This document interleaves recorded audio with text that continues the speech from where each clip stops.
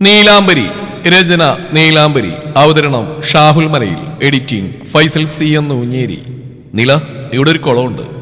ഞങ്ങളുടെ ചെറുപ്പകാലത്തൊക്കെ ഈ കുളത്തിൽ കിടന്ന് ഒത്തിരി നീന്തിയിട്ടുണ്ട്. നാദെങ്കിൽ അങ്കിളാ എന്നെങ്കിൽ എന്നൊക്കെ നീന്താൻ പഠിപ്പിച്ച്. Then we went to America. പിന്നെ ഞങ്ങൾ നാട്ടിലധികം തങ്ങിയിട്ടില്ല. വർഷത്തിൽ 1 കിലോമീറ്റർ ഇവിടേക്ക് വരും.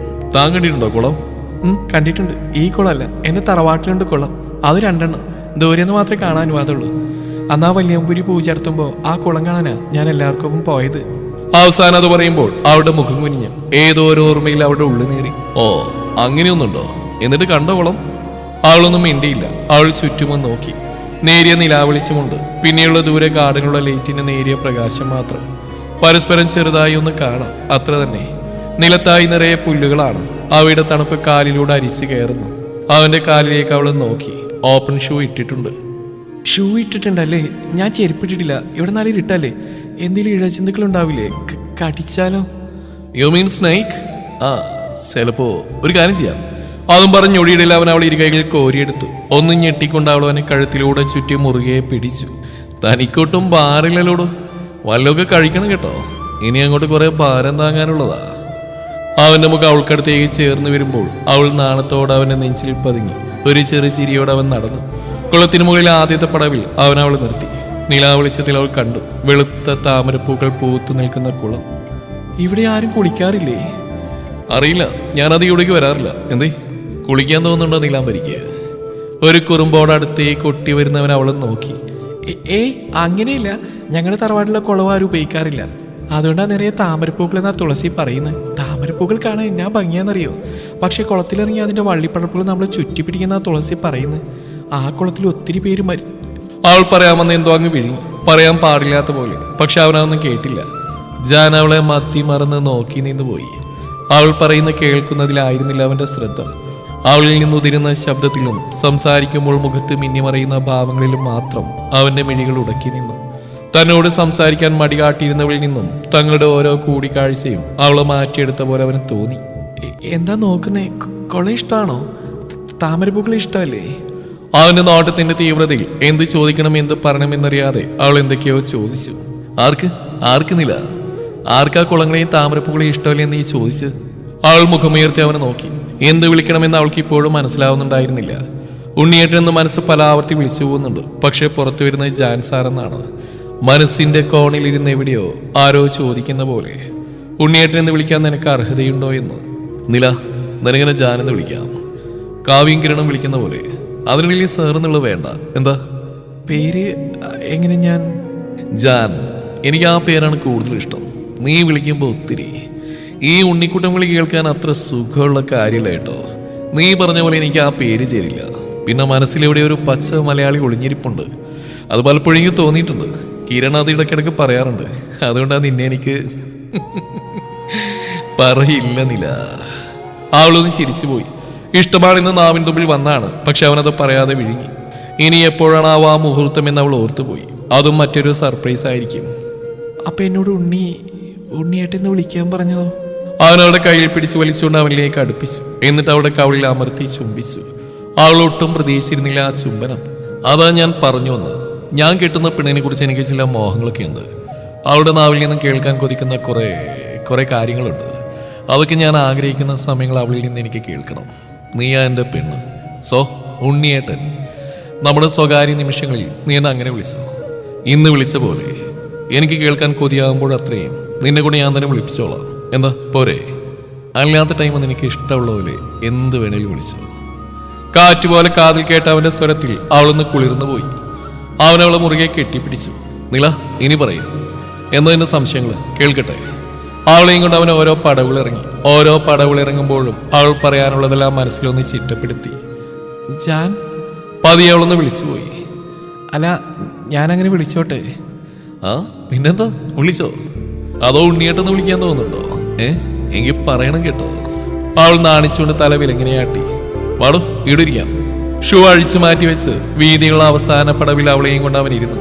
അവൻ കാലുകൾ വെള്ളത്തിലേക്ക് ഇറക്കി വെച്ച് കാണേ അവളും അതുപോലെ ചെയ്തു. വെള്ളത്തിലെ തണുപ്പ് അവളുടെ കാലുകളിലേക്ക് അരിച്ചു കയറുമ്പോൾ ഒന്ന് എരിവലിച്ചുകൊണ്ട് കാലുകൾ മുകളിലേക്ക് ഉയർത്തിപ്പോയി. നീലാംബരി, തണുക്കുന്നുണ്ടോ? വീണ്ടും കാതോരം അവന്റെ ശബ്ദം.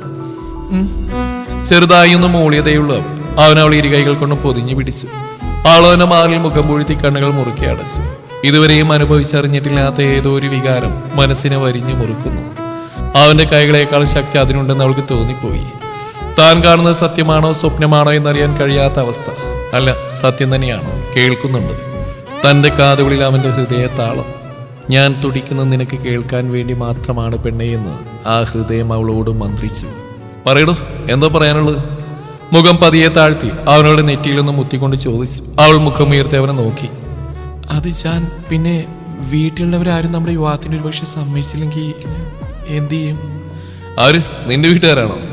ഏയ് അല്ല, ഉണ്ണിയേട്ട. അല്ല, ജാന്റെ. അവളുടെ നാവ് ചാദിച്ച് കേട്ട് അവൻ ചിരിച്ചുപോയി. ഞാൻ പറഞ്ഞില്ലേന്നില്ല, നമ്മുടെ സ്വകാര്യ നിമിഷത്തിൽ നീ എന്നെ അങ്ങനെ വിളിച്ചോളാൻ. ഇനിയിപ്പോ എല്ലാവരും കേൾക്കി വിളിച്ചാലും കുഴപ്പമൊന്നുമില്ല കേട്ടോ. നീ അങ്ങനെയൊന്നും വിളിക്കുന്ന കൂട്ടത്തിലല്ലെന്ന് എനിക്ക് തോന്നിയോണ്ടാ ജാനെന്ന് വിളിക്കാൻ ഞാൻ പറഞ്ഞു. നിനക്ക് ഇഷ്ടമുള്ളപ്പോ ഇഷ്ടമുള്ളത് വിളിക്കാം. അപ്പൊ എന്താ ചോദിച്ചത്? വീട്ടുകാർ സമ്മതിച്ചില്ലെങ്കിൽ അല്ലേ? അതിനുള്ള മറുപടി ഞാൻ നേരത്തെ തന്നല്ലേ നില. എന്റെ ഫാമിലി എനിക്കറിയാം, അവരൊരിക്കലും തടസ്സം പറഞ്ഞു വരില്ല. പിന്നെ ഒന്ന് കേട്ടോന്നില്ല, ജയ് ശിവനാഥ മേനോനൊരു പാതിയുണ്ടെങ്കിൽ അത് ഈ നീലാംബരി ആയിരിക്കും. ഈ വെല്ലുവിളി മറ്റൊരു വിധത്തിൽ മുമ്പൊരിക്കൽ ആരോ പറഞ്ഞു കേട്ട പോലെ പ്രകൃതി ഒരു കാറ്റായി അവരെ തഴുകി തലോടി ഒളിഞ്ഞു കേട്ടുകൊണ്ടിരുന്നു. ഇനി എന്തെങ്കിലും ചോദിക്കാനുണ്ടോന്നില്ല? ഉണ്ണിയേട്ട, എനിക്ക് എൻ്റെ ജാതകം, ഉണ്ണിയേട്ടൻ അതിലൊന്നും വിശ്വാസമില്ലായിരിക്കാം. പക്ഷേ ഇവിടെ എല്ലാവർക്കും അതിലൊക്കെ ഭയങ്കര വിശ്വാസമാണ്. കണ്ണിലെ അച്ഛമ്മ പൂജയും ഹോമൊക്കെ ചെയ്യുന്നു, എല്ലാവരും സന്തോഷത്തോടെ അതിൽ പങ്കെടുക്കുന്നു. ഇവയിലൊക്കെ വിശ്വാസം ഉണ്ടായിട്ടില്ല ഇതൊക്കെ ചെയ്യുന്നത്. എൻ്റെ ജാതകദോഷം തീർന്നാലും നമ്മുടെ ജാതകങ്ങൾ തമ്മിൽ ചേർന്നില്ലെങ്കിലോ? തന്നെ നെഞ്ചിൽ നിന്ന് അവരുടെ മുഖം അവൻ പിടിച്ചുയർത്തി. നോക്കുന്നില്ല, എപ്പോഴും എനിക്ക് നെഗറ്റീവ് മാത്രമേ പറയാനുള്ളൂ. എൻ്റെ ഫാമിലിയുടെ ചരിത്രം തന്നെ ലവ് മാരേജിൽ കുടുങ്ങിക്കിടക്കാന്നില്ല. അവരാരും പരസ്പരം ജാതകം നോക്കിയിട്ടൊന്നല്ല വിവാഹം കഴിച്ചും കൂടെ ജീവിച്ചതൊക്കെ. പിന്നെ എനിക്ക് സമയം വേണമെന്ന് ഞാൻ പറഞ്ഞ് നിന്റെ ജാതകദോഷം കഴിയും വരെ കാത്തിരിക്കാനൊന്നുമില്ല. നിനക്കറിയുന്ന കാര്യം തന്നെയാണ് വേൾഡ് മാഗസിനിൽ നമ്മൾ ചെയ്യാൻ പോകുന്ന ആഡിനെ പറ്റി. ആ തിരക്കുകളൊന്നും കഴിഞ്ഞാൽ ഉടൻ നീ എൻ്റെ മാത്രമാവും, ഈ ജാന്റെ മാത്രം നിലാവ്. അതോടെ നിന്റെ എല്ലാ ദോഷവും ഞാൻ മാറ്റി തരും. പിന്നെ ഈ പൂജയെ ഹോമൊക്കെ കണ്ടപ്പോൾ നീ കരുതി കാണും നിന്റെ തറവാട്ടിലുള്ളവരെ പോലെയാണ് മേനോൻ ഫാമിലിയിലുള്ളവരെന്ന്, അല്ലേ? എന്നാൽ അങ്ങനെയല്ല. അച്ഛമൊഴികെ അവിടെ ഇരിക്കുന്നവരെല്ലാം വെറും ഷോ കാണിക്കുന്ന. പിന്നെ ആ പൂജ, അത് അച്ഛമ്മയുടെ മാത്രം വിശ്വാസമാണ്. ചിലപ്പോൾ നീ കണ്ടു കാണും ഗ്രാൻഡ്മ പൂജാമുറിയിൽ കണ്ണും പൂട്ടിയിരിക്കുന്നത്. കുറച്ച് കഴിയുമ്പോൾ ബോധം കെട്ട് വീഴുന്നു കാണാം. എന്താ കാര്യം എന്നറിയാം നിനക്ക്? 1 2 3 ആ വീണല്ലോ, ഇന്നലെ ഏറ്റായല്ലോ. പൂജാമുറിയിൽ ബോധമറിഞ്ഞു വീണ കനകത്തെ നോക്കി പുറത്തിരുന്ന ശിവനാഥ് പറയുമ്പോൾ ശ്രീ വായമുത്തി പിടിച്ച് ചിരി കടിച്ചമർത്തി. കാത്തിരുന്ന പോലെ ജയേന്ദ്രൻ ചാരുപടിയിൽ നിന്ന് മോരി നിവർന്നുകൊണ്ട് എഴുന്നേൽക്കുമ്പോൾ ശ്രീയുടെ അടുത്തിരുന്ന ശിവനാഥ് മേനോന് എഴുന്നേറ്റു. കനകത്തെ പിടിച്ച് പുറത്തുകൊണ്ടുവരണമല്ലോ. മഹേശ്വർ നമ്പൂതിരിക്ക് ഒരു കുലുക്കവുമില്ല. അദ്ദേഹം എല്ലാ കൊല്ലവും കാണുന്ന കാഴ്ച തന്നെയാണിത്. അതുകൊണ്ട് തന്നെയാണ് ആദ്യമേ തന്നെ എല്ലാവരെയും നോക്കി അദ്ദേഹം ഒരു ഗെറ്റ് ഔട്ട് പറയാൻ നിന്നതും. വല്ല വിധേനെ ഈ കനകത്തെ പിടിച്ച് എഴുന്നേൽപ്പിച്ച് പുറത്തേക്ക് കൊണ്ടുവന്നതും ഈ ഐഡിയ തനിക്ക് തോന്നിയില്ലല്ലോ എന്നോർത്ത് മാധവിക്ക് വിഷമമായി. ആവണി ഇടയ്ക്കിടയ്ക്ക് ഉറങ്ങി വീഴുന്നുണ്ട്. പുകയും ചൂടും സഹിക്കാൻ പറ്റുന്നില്ല. അതിലുപരി ഉച്ചത്തിലുള്ള മന്ത്രോച്ചാരണം കൂടി ആയപ്പോൾ മാധവിക്ക് ഭ്രാന്ത് പിടിച്ചു. ശ്രീയുടെ അടുത്തായി കനകത്തെ കൊണ്ട് ചാരിയിരുത്തുമ്പോൾ ശിവനാഥ് മേനോൻ ചുറ്റുമൊന്ന് കണ്ണോടിച്ചു. കാവ്യയും കിരണും ദൂരൊരിടത്തായി നിൽപ്പുണ്ട്. കാവ്യയുടെ പുതിയ ഫോൺ കിരൺ എന്തൊക്കെയോ ചെയ്യുകയാണ്. അവൻ പറഞ്ഞു കൊടുക്കുന്ന ശ്രദ്ധയോടെ കേൾക്കുകയാണ് കാവ്യ. ഇടയ്ക്ക് രണ്ടും കൂടി മുട്ടിയുരുമി സെൽഫിയൊക്കെ എടുക്കുന്നുണ്ട്. നിലയും ജാനയുടെയെന്ന് ശ്രീയുടെ ചെവിയിലായി ചോദിച്ചു ശിവനാഥ്. ശ്രീ ഒന്ന് ചുറ്റും നോക്കി. ശരിയാണ്, കാണുന്നില്ല. എന്തോ ശ്രീക്ക് ആകെ ഒരു ടെൻഷനായി. ശിവനാഥ് അവരെ സമാധാനിപ്പിക്കും പോലെ കണ്ണു ചിമ്മി. ജാൻ അത്രമേൽ വിശ്വാസമാണ് അദ്ദേഹത്തിന്. പെൺകുട്ടികളുടെ മുഖത്ത് പോലും തന്റെ മകൻ നോക്കില്ലെന്നുള്ള വിശ്വാസം. ആ വിശ്വാസമാണ് കുളപ്പടവിൽ മിസ്റ്റർ ജാൻ തകർത്ത് തരിപ്പണമാക്കുന്നതെന്ന് പാവ അറിയുന്നില്ലല്ലോ. ഒരു ബ്രേക്ക് കിട്ടിയത് ആവണിയെ പൊക്കിയെടുത്ത് മാധവി പുറത്തേക്ക് ഇറങ്ങി. എപ്പോഴാ ശിവേട്ട ഇതൊന്ന് കഴിയുക? ഉറക്കം വന്നിട്ട് പാടില്ല.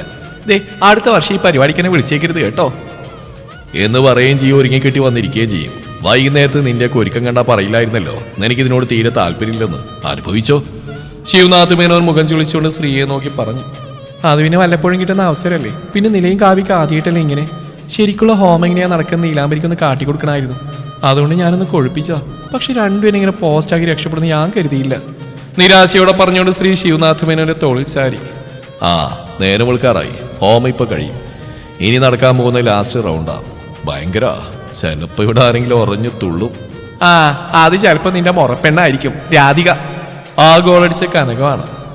അല്ല, നിങ്ങളുടെ കെട്ടിയോന്റെ സെറ്റപ്പ് ജാനുവായിരിക്കും. ശ്രീഡച്ചാ, ആ ഡോക്ടർ നമ്പൂതിരി ഒന്ന് വിളിച്ചേ. ഇവര് കള്ളത്തല ഇറക്കുന്ന അടിച്ചിവിടെ വന്നിരുന്ന എന്നോട് തറുതല പറയണമെന്ന് അറിയട്ടെ. അങ്ങേര് ശപിക്കും നിങ്ങളെ, നോയിക്കോ. ഇതൊക്കെ ഞാൻ കുറെ കണ്ട എന്ന പോലെ ജയേന്ദ്രൻ മൗനം പൂണ്ടു. ഒന്ന് പോടാ, നിന്നെ പോലെ പെണ്ണുപിള്ളെ കാണാനായിട്ട് ബോധം കിട്ടി വീണ പോലെ അല്ല ഇത്. ഇത്രയും നേരം അതിനകത്ത് ചൂടും പുക അടിച്ച് തളർന്നു പോയതാ ഞാൻ. എനിക്കിതൊന്നും അത്ര ശീലമില്ല. നിന്റെ അമ്മയെ പോലെ കണ്ട അമ്പലങ്ങളെല്ലാം കയറി ഇറങ്ങി പൂജയെ ഹോമം നടത്തി ജീവിച്ചവളല്ല ഈ കനകലത. സൈലൻസ്. ഡോക്ടർ നമ്പൂതിരി ഇടക്കുന്ന ഒച്ചയെടുത്തു. ജോത്സ്യ, ഞാനല്ല, ഈ വൃദ്ധയാ. വൃദ്ധ നിന്റെ തള്ളയാടാ. കനക ശിവനാഥ് മേനോനെ തുറിച്ചു പോയിക്കൊണ്ട് പറഞ്ഞു. വാ അടക്കുന്നുണ്ട് രണ്ടാളും. ജോത്സ്യനല്ല, നമ്പൂതിരിയാ, നമ്പൂതിരി. ശ്രീ ഇരുവരെയും ശാസിച്ചു. അപ്പോഴേക്കും പൂജ വീണ്ടും ആരംഭിച്ചു കഴിഞ്ഞിരുന്നു. മാധവിക്ക് ആവണിയും ജീവൻ തിരികെ കിട്ടിയ പോലെ തോന്നി. എങ്കിലും പൂജാമുറിക്ക് പുറത്ത് നിലത്തായി എല്ലാവരും ക്ഷമയോടെ ഇരിക്കുമ്പോൾ അവർക്കൊപ്പം അവരിരുന്നു. എനിക്ക് ഉറക്കം വരുന്നു മമ്മി. എന്തൊരു കഷ്ടം ഇത്. ഇന്ത്യ മുഴുവൻ അറിയപ്പെടുന്ന ബിസിനസ്സുകാരുടെ ഫാമിലിയാ. പറഞ്ഞിട്ടെന്താ, തലയിൽ 10ന്റെ ബുദ്ധിയില്ല. ഹോമ എന്ന് പറഞ്ഞ് എന്തോ വാരിയ കുയിലിട്ട് പോച്ച് ശ്വാസം മുട്ടിക്കുക. ആ പൂജ ചെയ്യുന്നവനാണെങ്കിൽ ഒട്ടുക്കത്തെ ഇംഗ്ലീഷും ചാടി. സിനിമയിൽ പോലും കാണില്ല ഇത്രയും വിവരമുള്ള സന്യാസി. ആര്? തന്റെ മകളുടെ വർത്തമാനം കേട്ടിട്ട് മാധവി എന്ന് എടുത്തു ചോദിച്ചു. സന്യാസി അല്ലേ? സന്യാസി അല്ലടി മുനി. എടി കൊച്ചെ, അതൊരു പൂജാരിയാ. പിന്നെ ഏതാണ്ട് ഡോക്ടറോ മറ്റോ. ഈ PDD ഡോക്ടർ എന്നൊക്കെ കേട്ടിട്ടില്ലേ? ഓ,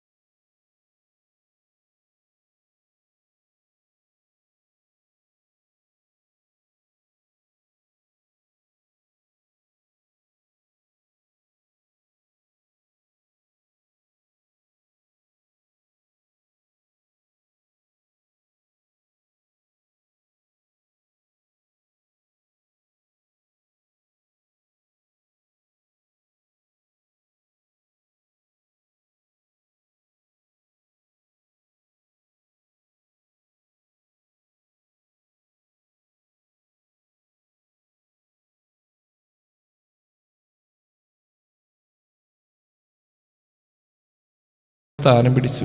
അവൻ അവളെ നോക്കി ജീവൻ കൊണ്ട് ദേഹം വാഴ്ந்து വന്നതോ மேதி ஜீவன் என்னை பார்த்த போது வந்ததோ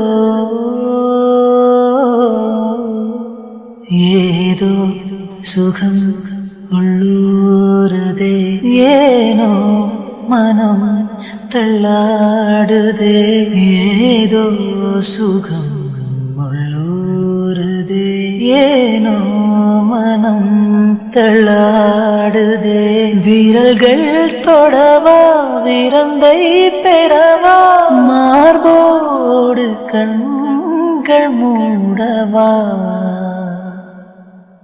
மலரே മൗനമാ. പാടിക്കഴിഞ്ഞ കണ്ണുകളടച്ച് തന്റെ മാറിൽ കൈ ചേർത്ത് പുൻസിരിയോടെ കിടക്കുന്നവളെ അവനെ നോക്കി. ശേഷം ഞൊടിയിൽ തിരിഞ്ഞ് അവൾക്ക് അഭിമുഖമായി കിടന്നു അവൻ. ഒന്ന് ഞെട്ടി കണ്ണുകൾ തുറന്നവൾ. അതെ, കിടക്കുകയാണ്, ഒരുമിച്ച് കിടക്കുകയാണ് തങ്ങൾ.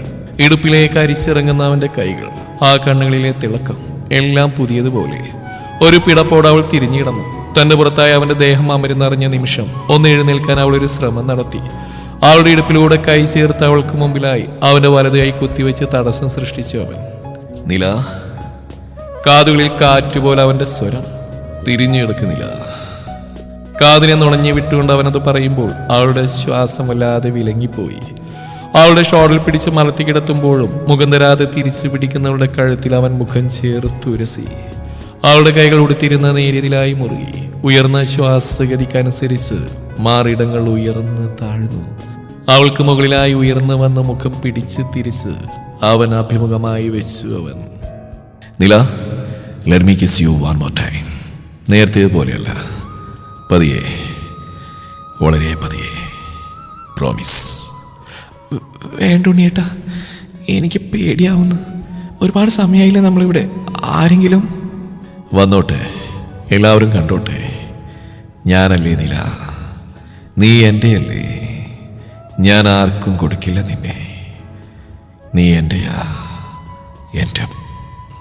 ഒരു കൊച്ചുകുട്ടിയെ പോലെ അവൻ വാശി പിടിക്കുകയാണ്. കുളത്തിലേക്ക് ആഴ്ന്നിറങ്ങിയ തൻ്റെ കാൽപാദങ്ങളിൽ അവൻ്റെ കാൽ വിരലുകൾ തഴുകുന്നതും നൂലുപോലുള്ള തൻ്റെ പാദസരത്തിൽ അവ ചുറ്റി വലിക്കുന്നതും ചെറുമുത്തുകൾ ശബ്ദമുണ്ടാക്കി ചിരിക്കുന്നതും അവൾ തിരിച്ചറിഞ്ഞു. ആദ്യം അവളുടെ കീഴ്ചുണ്ടിൽ തുടങ്ങി വെച്ച മൃദുചുംബനം, പിന്നെ അത് പതിയെ പല്ലുകളെ ഏറ്റെടുത്തു. പല്ലുകൾ കടിച്ചെടുത്ത കീഴ്ചുണ്ടിനെ നാവുകൾക്ക് കൈമാറി. പിണങ്ങി മാറിയ മേൽചുണ്ടിനെ അവൻ ചുണ്ടുകളാൽ ആലിംഗനം ചെയ്തു. ഇരുതളങ്ങളെയും അവൻ മാറി മാറി നുണഞ്ഞു. അത്രമേൽ പതിയെ. നീലാംബരിയുടെ കൈകൾ അവന്റെ മുതുകിലെ ഷർട്ടിലായി ചുറ്റിപ്പിടിച്ചു. അവന്റെ ഓരം ചേർന്ന് അവൾ കിടന്ന് പുളഞ്ഞു. ഏതാനും നിമിഷങ്ങൾ കഴിഞ്ഞതും അവളുടെ ചുണ്ടിനെ അമർത്തി മുത്തി അവന്റെ ചുണ്ടുകൾ താഴേക്ക് ചലിച്ചു. കഴുത്തിലായി പതിയെ കടിച്ചുകൊണ്ട് നാവിനാൽ തഴുകി അവന്റെ ചുണ്ടുകൾ അകന്നുകൊണ്ട് അടുക്കുമ്പോൾ നീല അവന്റെ മുടിയിൽ കോർത്തു വലിച്ചു. ഉണ്ണിയേട്ടാ, ഒന്ന് മൂളുക മാത്രമേ ചെയ്തുള്ളൂ അവൻ. അത്രമേൽ കൊതിച്ചതാണ് അവൻ ഈ നിമിഷങ്ങൾ, കാത്തിരുന്നതാണ്. ഇതിനേക്കാൾ അപ്പുറം എന്തോ കൂടി. വികാരങ്ങൾ കെട്ടുപിണയുമ്പോൾ അവൻ്റെ കൈകൾക്ക് അനുസരണയില്ലാതെയായി. മലർന്നു കിടക്കുന്നവരുടെ നേരിതും വയറും ചേർത്തൊന്ന് കൂട്ടിപ്പിടിച്ചവൻ. ഉണ്ണിയേട്ടാ, അവൾ നെഞ്ചുയർത്തിക്കൊണ്ട് അറിയാതെ വിളിച്ചുപോയി. അവൻ മുഖമുയർത്തി അവളെ നോക്കി. വേദനിച്ചോ? അവളൊന്നും മിണ്ടിയില്ല. അവൻ താഴ്ന്നു വന്ന് നേരിത് വകഞ്ഞു മാറ്റി അവ്യക്തമായി കാണുന്ന വെളുത്ത വയറിലേക്കും നോക്കി. നേരിതിൽ പിടിമുറുക്കി നഗ്നത മറക്കാൻ അവൾ ശ്രമിക്കുമ്പോൾ ആ കയ്യിൽ അവൻ്റെ പല്ലുകൾ ആഴ്ന്നു. നീലാംബരി തലയേരിച്ചുകൊണ്ട് കണ്ണുകൾ മുറുക്കെ അടച്ചു പിടിച്ചു. അവൻ്റെ മുഖം ആണി വയറിലേക്ക് അമർത്തി വെച്ചു. അവൻ മീശയും താടി രോമങ്ങളും കൊണ്ട് അവൾ പുളഞ്ഞു പോകുമ്പോൾ അവൻ്റെ ചുണ്ടുകളും അവിടെ പതിഞ്ഞിരുന്നു. ഞെട്ടിപ്പിടഞ്ഞുകൊണ്ട് എഴുന്നേറ്റു അവൾ. അവൻ ഉയർന്നു വന്നുകൊണ്ട് നിവർന്നിരുന്നു. ഒരു കാൽമുട്ട് ഉയർത്തി വെച്ച് അതിലേക്ക് അവളെ ചായച്ച് കിടത്തുമ്പോൾ അവളിൽ വല്ലാത്തൊരു തളർച്ച അവൻ കണ്ടു. തളർന്നോ നീ? കാതോരൻ ചേർന്ന് വന്ന് ചോദിക്കുമ്പോൾ അവൾ കിതച്ചുകൊണ്ട് മുഖം ചിരിച്ച് കളഞ്ഞു. വെളിച്ചം പോരുന്നില്ല, എനിക്ക് നിന്റെ ഈ നോട്ടം കാണാൻ പറ്റുന്നില്ല. അതാ എന്നെ കൊത്തി വലിക്കുന്നത്, അറിയോ നിനക്ക്? അവൾ അവനെ നോക്കി. എനിക്കും ഈ നോട്ടം പറ്റുന്നില്ല ഉണ്ണിയേട്ടാ. വല്ലാ നാണം വരും. തളരുന്ന പോലെ തോന്നി ഈ നോട്ടം കാണുമ്പോൾ. അവരൊന്ന് കുറുകിക്കൊണ്ട് അവളെ മുറുകെ പിണന്നു. ഉണ്ണിയേട്ടാ, നമുക്ക് പോവാം, ഒത്തിരി നേരായില്ലേ? ഏയ്, കുറച്ചുകൂടി നില. നെഞ്ചിൽ നിന്ന് അടർത്തി മാറ്റി അവൻ അവൾ ഉയർത്തി വെച്ച് അവന്റെ തുടയിലേക്ക് ചായച്ച് കിടത്തി. നെറ്റിയിൽ നിന്നും തുടങ്ങിയ ചുംബനം ഇരുകണിലും മൂക്കിൻ തുമ്പിലും തുടുത്ത അവളുടെ ഇരുക്കവിളിലും താടിത്തുമ്പിലും എത്തി ചുണ്ടിലേക്ക് പടരുമ്പോൾ അവർ കണ്ടിരുന്നില്ല കുളപ്പടവുകൾക്ക് മുകളിൽ വന്നു നിൽക്കുന്ന കാലുകളെ. മാധവി കണ്ണുകൂർപ്പിച്ച് നോക്കി. അവ്യക്തമായി കാണുന്ന രൂപങ്ങൾ താൻ ഉദ്ദേശിച്ചവർ തന്നെയാണ്. ശബ്ദമുണ്ടാക്കാതെ അവരുടേക്ക് സൂക്ഷിച്ചു നോക്കി പതുങ്ങി നിന്നു. ചുംബനം കവിളിലൂടെ കഴുത്തിലേക്ക് നീളുമ്പോൾ ഇരുവശങ്ങളെയും മാറി മാറി കടിച്ചു നുണഞ്ഞു അവൻ. അവളിൽ നിന്ന് കേൾക്കുന്ന ചെറുഞരക്കങ്ങൾ അവനെ ഭ്രാന്ത് പിടിപ്പിക്കുന്ന പോലെ തോന്നി. ഉണ്ണിയേട്ടാ എന്ന് വിളിച്ചുകൊണ്ട് തന്നെ അവൾ അവനെ ചുറ്റിപ്പിടിക്കുമ്പോൾ മാധവി അവിടെ നിന്നും വേഗത്തിൽ നടന്ന് എല്ലാവരെയും വിളിച്ചു കൂട്ടി കാഴ്ച ഒന്ന് കാണിക്കാൻ മനസ്സ് കൊതിക്കുമ്പോൾ കാലുകൾക്ക് വേഗത പോരാ എന്ന് അവർക്ക് തോന്നിപ്പോയി. തുടരും ഈ കഥയുടെ ബാക്കി ഭാഗം നാളെ ഇതേ സമയം.